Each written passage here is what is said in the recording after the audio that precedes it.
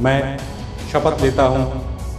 मैं शपथ लेता हूँ एक ऐसा विश्वसनीय कार्यक्रम जो जनता और विधानसभा प्रत्याशी को सीधे आपसे जोड़ती है।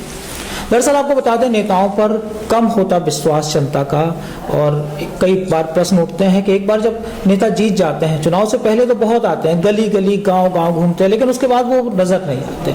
इसी विश्वास को कायम करने के लिए न्यूज़ बीके ने एक पहल की है, और उस पहल में हम प्रत्याशियों के पास जा रहे हैं और उनसे एक शपथ ले रहे हैं कि जो वो जनता के साथ बातें कर रहे हैं, उनसे वादे करते हैं, दावे करते हैं कि जीतने के बाद इन कामों को कराएंगे, वो कितना पूरा कराएंगे। ये शपथ के साथ हम उनसे एक खास मुलाकात करते हैं। तो आज इस खास मुलाकात में हमारे साथ मौजूद हैं बबीना विधानसभा से बहुजन समाज पार्टी से चुनाव लड़ रहे दशरथ सिंह राजपूत जी।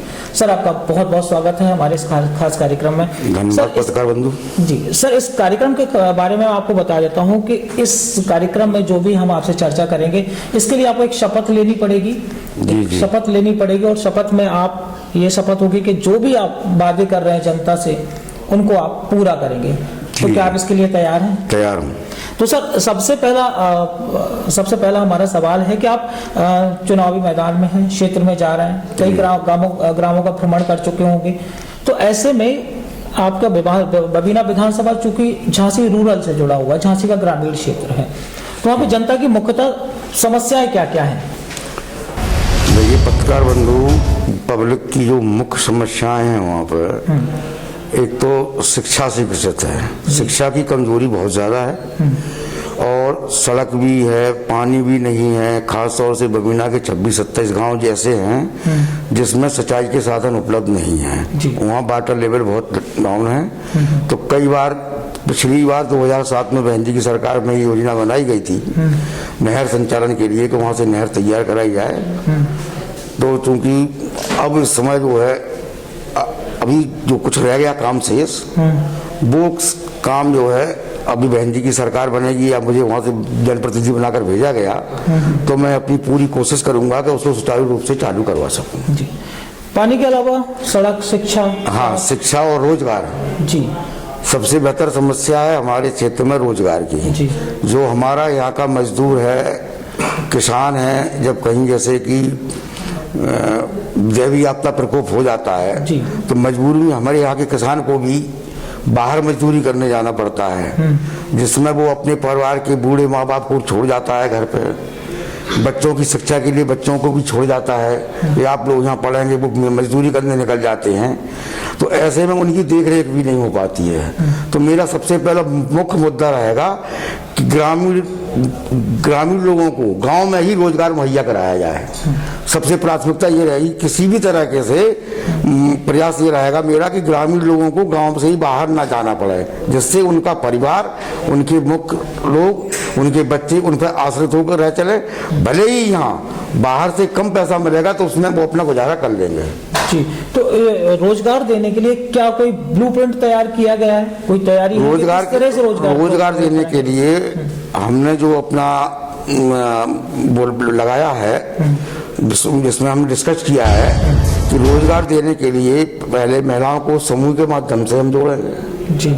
और कुछ चीजें ऐसी हैं जो लोग, जैसे कि घर बैठे ही कुछ कार्य ऐसे हो जाते हैं जो घर पर तैयार करके मार्केट में बेचे जाते हैं, तो उनकी वो व्यवस्थाएं की जाएंगी, उनको माल उपलब्ध कराया जाएगा। जैसे कि लिफाफे बनाने से लेकर के है आजकल है, थैले बनाने वाला कार्य है, आत्मनिर्भरता के ऊपर। तो ये तो सर योजना पहले से है, इस तरह की है, लेकिन वो धरातल पे नहीं लोन भी मिलता है। लोग चाहते हैं कि जो वैकेंसियां बंद हो गई हैं, जो पढ़े लिखे युवा हैं, उन्हें कोई कुछ ऐसी इंडस्ट्री यहाँ पर आनी चाहिए जिससे उन्हें रोजगार मिले, क्योंकि इस तरह की योजनाएं तो पहले से संचालित हैं। जी जी है, लेकिन उस पर अमल नहीं हो रहा है उतना, लोगों को सुविधा नहीं मिल पाती है। लोग ये सब चीजें हो रही हैं, लेकिन उस पर उसकी व्यवस्था नहीं है। रही बात फैक्ट्री की या कोई ऐसी, तो यहाँ अभी जो वैकेंसी वाली बात है, 2007 में बहन मायावती जी की सरकार बनी थी हमारी, उसमें आपको देखो बैकलॉग खोला गया था, और 1 लाख कुछ कर्मचारियों की, सफाई कर्मचारियों की भर्ती उन्हीं के टाइम में हुई है जी। और जितना भी बहन जी के कार्यकाल में जो कार्य हुआ है, चाहे पैरामेडिकल हो आपका, चाहे मतलब विश्व लेवल के अस्पताल हों, ऐसी टाइम में बहन जी ने पूरा कार्य कराया गया है उस कार्यकाल में। और अब भी अगर हमारी बहन जी की सरकार बनती है तो और भी अन्य प्रयास से किसी तरीके से रोजगार लाने की हम यहाँ व्यवस्था करेंगे, जिससे लोगों को यहाँ रोजगार मिल सके। अच्छा, और क्या मुख्यतः और कौन कौन से मुद्दे हैं जिनको लेकर आप जनता के बीच जा रहे हैं और उनसे वादे कर रहे हैं कि अगर आपको मौका मिलता है 2022 विधानसभा में तो उन्हें पूरा करेंगे? जी जी, देखिए, मैं पहली बार चुनाव लड़ रहा हूँ विधानसभा से, तो 90% लोगों से मैं मिला अभी तक, और 90% लोगों की एक ही शिकायत रही है कि चुनाव जीतने के बाद आप क्षेत्र में आएंगे कि नहीं आएंगे। जी, ये मुझसे कहा गया है कि जैसे पिछली सरकारों में जो हमारे जनप्रतिनिधि रहे हैं, चुनाव तो वो जीते हैं लेकिन दोबारा लौट के अपनी विधानसभा को देखा नहीं है। विकास की बात तो बहुत दूर है, विधानसभा में भी नहीं गए वो। तो आज जनता हमसे यही पूछ रही है कि आप भी ऐसे ही करेंगे।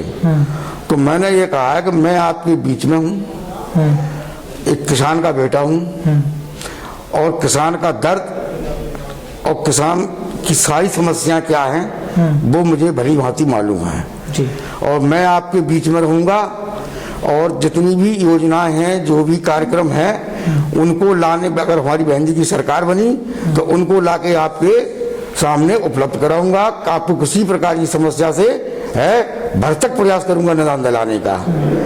और उसके बाद अहम बात, जैसे कि पब्लिक की जो कहती है मुझसे कि आप हमारे साथ रहेंगे कि नहीं रहेंगे, मिलेंगे कि नहीं मिलेंगे, हमारे पास आएंगे कि नहीं आएंगे, तो मैं आज पब्लिक से वादा कर रहा हूँ अपना कि यदि मैं विधायक बना और तो एक दिन लखनऊ में रहूंगा, 6 दिन पब्लिक के बीच में रहूंगा जी। हफ्ते में अगर एक दिन लखनऊ रहा तो 6 दिन पब्लिक के बीच में रहूंगा, और पब्लिक के बीच में रह के ही उनके कार्य करूंगा। कई बार ऐसा होता है कि जैसा आपने कहा बहन जी की सरकार बनती है, आज जो कि सर्वे सामने आ रहा है उसमें समाजवादी बहुजन समाजवादी पार्टी तीसरे नंबर पर ओपिनियन पोल्स में दिखाई जा रही है, और जो आकलन लगाया जा रहा है तो सरकार अभी तो फिलहाल बनती हुई नहीं दिख रही है। ऐसे में अगर आपको विधानसभा से चुन लिया गया और अगर प्रदेश में सरकार नहीं बनी बसपा की, तो आप फिर किस तरह से मैनेज करेंगे? और जनता के सामने आपका ये सवाल होगा कि हमारी सरकार तो है नहीं, हम क्या कर सकते हैं? योजनाओं के अधिकार के लिए सबको लागू है। कोई भी जनप्रतिनिधि हो, योजनाएं अगर दूसरे विधायक को, सरकार के विधायक को मिलती हैं तो विपक्ष के विधायक को योजनाएं मिलती हैं, उसका भी उसका अधिकार होता है। तो जो अगर वो लेके आएंगे तो हम उससे पीछे नहीं रहेंगे, हम भी वही योजनाओं को लेकर के आएंगे और अपनी जनता के बीच में रखेंगे और जनता को उसका लाभ दिलाएंगे। जिस तरह से आप जनता के बीच जा रहे हैं, हमारी टीम भी गांव-गांव जा रही है और उनसे बात कर रही है। एक कुछ आरोप हमारे सामने आए जो आपसे पूछना चाहता हूं कि कुछ प्रत्याशी जो हैं वो इस तरह का प्रचार भी कर रहे हैं कि दशरथ सिंह राजपूत हमारे सहयोग में हैं और वो एक डेमो कैंडिडेट हैं। इसमें कितनी सच्चाई है? देखिए, मैं बताऊं, आज की तारीख में जो मैं आपसे बात कर रहा हूँ जी, जो हमारे विरोधी प्रत्याशी हैं उनके पास वोट नहीं है जी, उनके पास वोट नहीं है, उनके पास पब्लिक नहीं है जी। और हमारा जो मतदाता है, बहुजन समाज पार्टी का जो मतदाता है, वो किसी को मालूम नहीं पड़ता है, वो बिल्कुल अपने अंदर रहता है। और हमारा बहुजन समाज पार्टी का जो कार्यकर्ता है, वर्कर है, वो किसी की समझ में नहीं आता है कि ये वोट किसको करेगा या नहीं करेगा। साइलेंट वोट है। साइलेंट वोट होता है हमारा। और हमारा काम करने का, बहुजन समाज पार्टी का काम करने का तरीका अलग है। काम पर ही विश्वास रखती है हमारी पार्टी। हमारे मतदाता अफवाहों से विश्वास नहीं रखते हैं। और इन लोगों की जो आप बात कर रहे हैं कि ऐसा है और वैसा है, अगर कोई चीज अगर ऐसी है तो ये घबराए हुए क्यों पड़े हैं? पसीना जिनको रोज में दिन में ठंडक में भी पसीना आ रहा है, ये इसका क्या कारण है? दशरथ सिंह राजपूत बबीना विधानसभा का प्रत्याशी एक ऐसा प्रत्याशी है कि गर्दन कटवा तो सकता है लेकिन झुका नहीं सकता। चलिए, आपका बहुत बहुत शुक्रिया अपना बहुमूल्य समय हमें देने के लिए। तो क्या आप इस शपथ के लिए, आपने जो भी जनता से वादे किए हैं हमारे चैनल के माध्यम से, क्या इन वादों को पूरा करने के लिए आप शपथ लेने को तैयार हैं? बिल्कुल तैयार हूँ जी सर, एक मैं साक्षी मानकर शपथ लेता हूँ कि मैंने जनता से जो वादे किए हैं और जनता के बीच में जिन बातों के साथ मैं जा रहा हूँ, इनको पूर्ण करने का भरसक प्रयास करूंगा, जिसमें किसी प्रकार की कसर नहीं छोड़ी जाएगी। बहुत बहुत शुक्रिया। मैं शपथ लेता हूँ